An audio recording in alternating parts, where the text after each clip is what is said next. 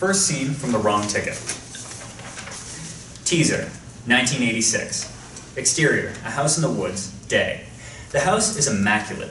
Dorothy Frith, 30s, wearing a plain dress, stands at the bottom of the stairs that lead to the second floor.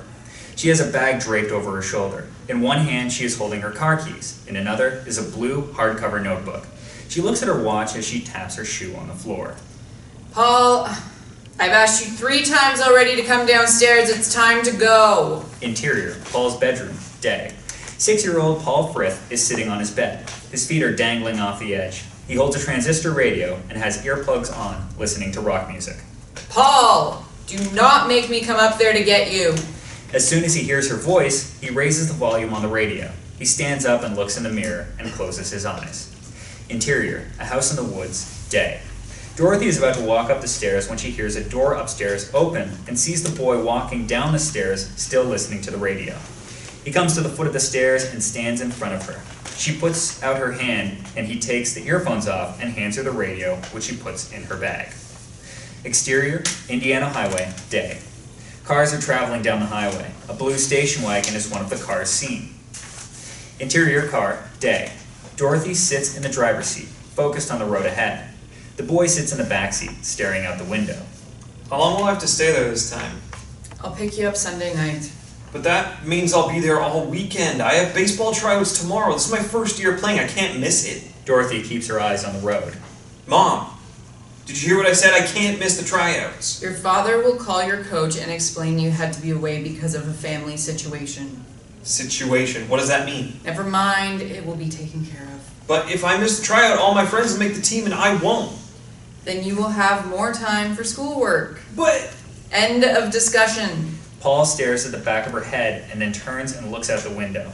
His cheeks turn red and his eyes well up. Exterior, wooded area, day. The car pulls up in front of a large farmhouse. Dorothy gets out and walks to the trunk, opens it, and takes out a small suitcase. She opens Paul's door. He steps out, looking down at the ground. They walk up a path to the house. With each step, Paul begins to look more nervous. Dorothy knocks on the front door. A tall man opens the door. Dorothy hands him the suitcase and the notebook from her bag. Clearly printed on the front of the notebook is Monthly Log Program 221. Without looking at Paul, Dorothy turns and walks back to her car, leaving Paul standing next to the man who motions him to come inside. Interior car, day. Once in the car, Dorothy closes her eyes, grips the steering wheel, and takes some deep breaths before starting the car and pulling away. Interior farmhouse, day. Paul steps into a room. Boys and girls aged 6 to 8 sit in 12 chairs, forming a circle in the middle of the room. Suddenly, one of the boys leaps out of his chair, screaming, and runs for the door. I don't want to be here. I don't want to be here! Another man, this one built like a small building, quickly appears and grabs the boy by his shoulder. 861, sit down now. My name's not 861. Stop calling me that. The boy bites the man's hand that is holding him. The man screams in pain, then lifts the boy over his shoulder. The boy is now hysterical. All of the other children are scared and look down at their feet, except Paul, who, while scared, can't look away from the boy. A voice comes over the PA system. Take 861 to the adjustment room immediately. My name's not 861. My name's not 861. No, I won't go in that room again. No! No! The man carrying the boy goes through 2 large doors and is gone. The boy's screams are cut off. The other children remain in their seats. All stand. Now. The children do as they are told. On the back of their seats are printed numbers. Paul's seat has the number 221 on it. Each child now has an adult guiding them out of the room. Men guide the boys out, women guide the girls.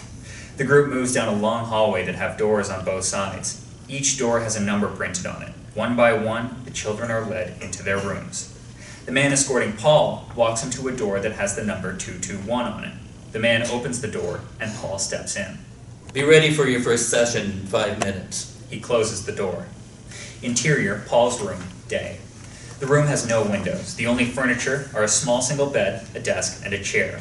Paul's suitcase is on the bed. Paul sits on the bed and stares at the empty wall. For the first time, we notice Paul has deep blue eyes. The present.